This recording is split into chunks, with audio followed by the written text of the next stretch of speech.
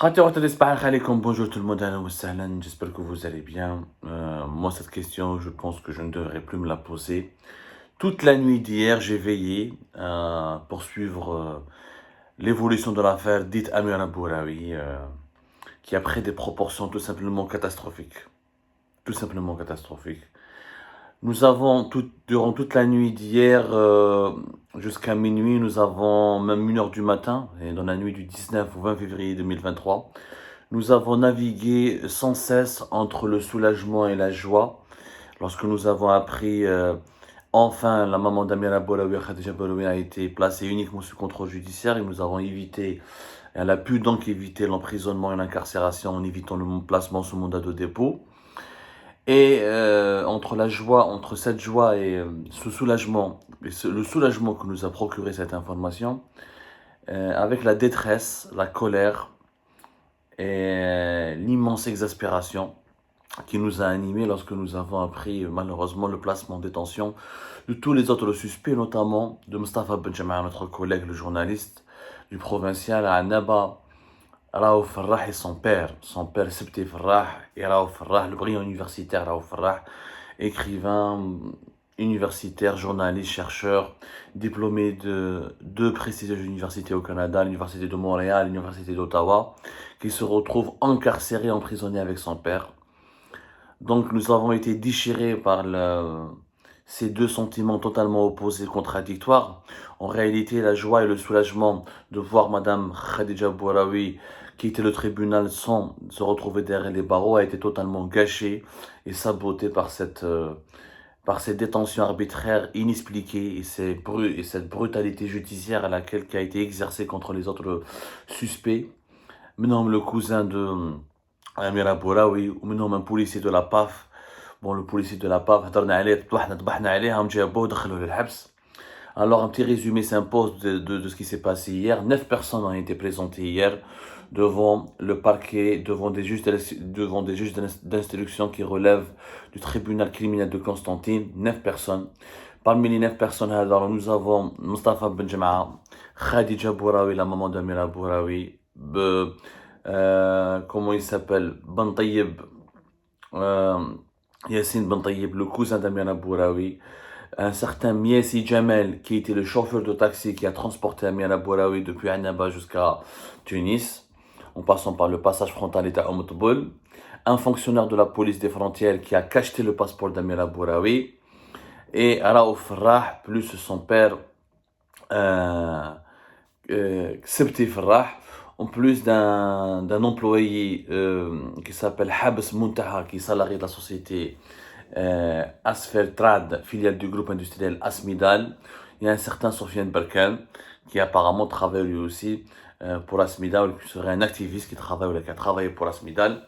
Toutes ces personnes ont été présentées et jusqu'à 1 heure du matin, voire 2 heures du matin, les auditions se sont poursuivies pour aboutir à la fin à l'emprisonnement de tous les suspects, à l'exception du placement sous contrôle judiciaire de Madame Khadija Bouraoui et, et la remise en liberté apparemment d'une seule personne, c'est d'un certain Sofiane Berkan. Force est de constater, Ajma'a, que l'affaire Amira Bouraoui est une montagne qui accouche d'une souris. Et l'affaire Amira Bouraoui, la justice algérienne vient de le constater, de le reconnaître, qu'elle n'existe pas. Elle n'existe pas puisque la majorité des personnes qui ont été arrêtées dans d'autres affaires. Une affaire à laquelle nous avons été nous-mêmes mêlés. Subhanallah, comme Algérie part, votre serviteur Abdou Samar, j'ai été mêlé à toutes les affaires judiciaires. خاصك يقول لك باللي 1000 مليار هذاك اللي سرقوها في عقبة فليقة عبدو السمار هو اللي داها وخباها في كيش جهة في باريس ولا ما لا باليش وين. C'est de la folie furieuse. Alors, si Yassine Ben Tayyib, si Miessi Jamal, le chauffeur de taxi, ont été emprisonnés pour association ou là pour participation à la sortie illégale d'Amira Bouraoui du territoire national, plus exactement, ils ont utilisé le chef d'inculpation d'association de malfaiteurs dans le but d'exécuter le crime d'immigration illégale, dans le but d'exécuter le crime d'immigration clandestine dans le cadre d'une organisation criminelle. Et bien les autres, à savoir Mustafa Benjamin, Sarah Aouf Farrah, Sebti Farrah, Habs Muntaha, ils ont été accusés et emprisonnés pour une autre affaire. intitulé Participation à la réception de fonds depuis l'étranger ou la réception de fonds depuis l'étranger dans le but d'effectuer des actes attentatoires à l'ordre public et publication sur Internet d'informations classifiées. D'informations classifiées.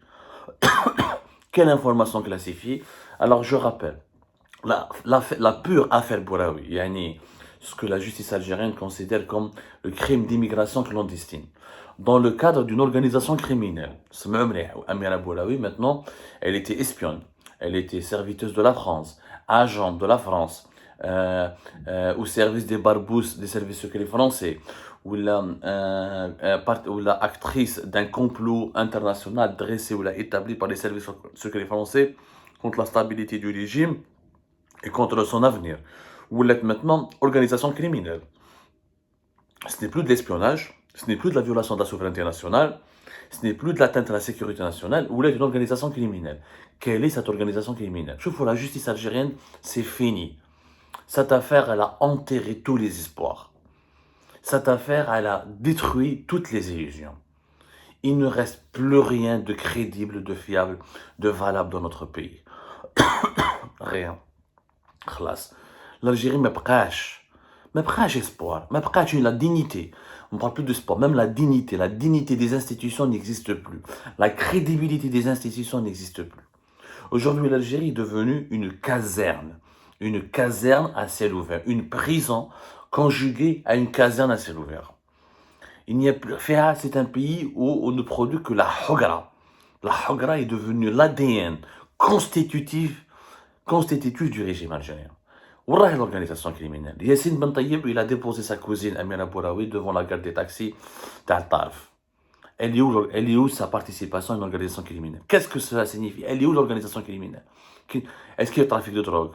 Est-ce qu'il y a trafic d'armes? Est-ce qu'il y a trafic d'objets prohibés? Est-ce qu'il y a une contrebande? Voilà l'organisation criminelle. Le policier est à la PAF, peut comprendre, il a été mis en prison pour une grave défaillance, ça on peut plus ou moins le comprendre. Le taxieur Miessa Djamel, où je suis une organisation criminelle, des dizaines et des centaines de taxieurs qui ont été à Tunis.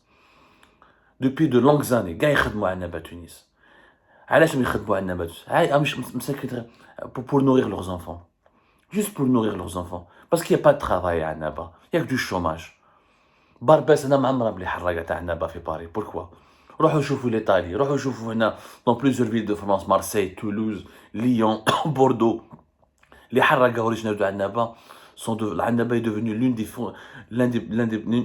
des premières wilayas fournisseurs de haraga et de personnes désespérées en détresse qui viennent ici, qui sombrent dans la délinquance ou là, qui sombrent dans la déchéance ici en exil à cause de leurs mauvaises conditions de vie. Qu'est-ce que je fais? Le chômage bat son plein, la misère sociale bat son plein, la pauvreté bat son plein, ni projet touristique, ni projet industriel, ni projet économique.